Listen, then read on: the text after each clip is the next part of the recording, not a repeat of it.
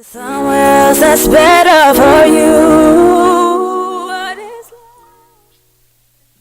He said, I should have brought a white girl.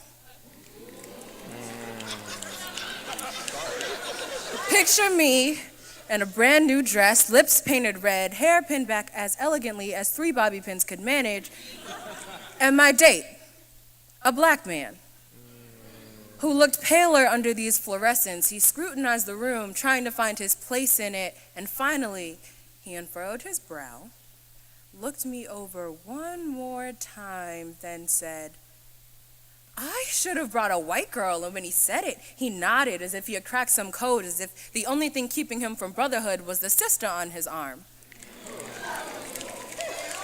I did not hear the asterisk when he told me I looked beautiful. Sure, he could change the color of his date, but how would he go about bleeding the melanin from his own skin? I had to wonder if he only invited me as a lapse of judgment, or if black women are more suitable when he needs a backbone.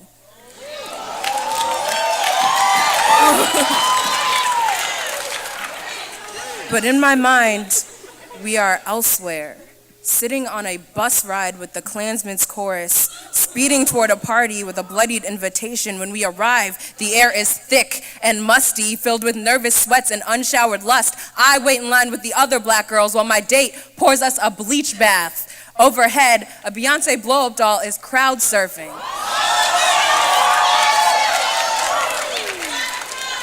Her plastic smile indicates no problem with all of the hands squeezing, trying to pop her, but she winces when I touch her.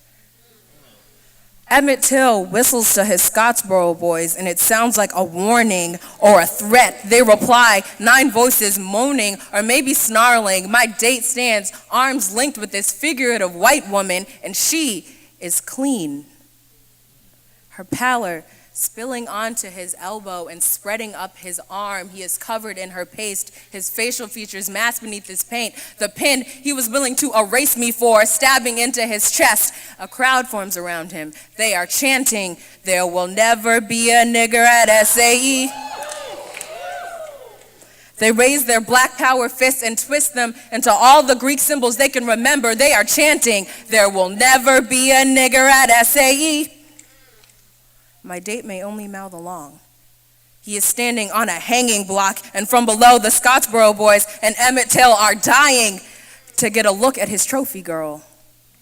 But instead, he had me, and he clung like he was trying to melt onto me, and he laughed so closely into my ear I could hear the regret, and they all laughed, and the laughter didn't wane until they realized that I wasn't laughing with them. They hung their heads like mercy lay at the bottom of their cups. All they found were whiskey and darkened reflections of themselves. And we were all brown and red together.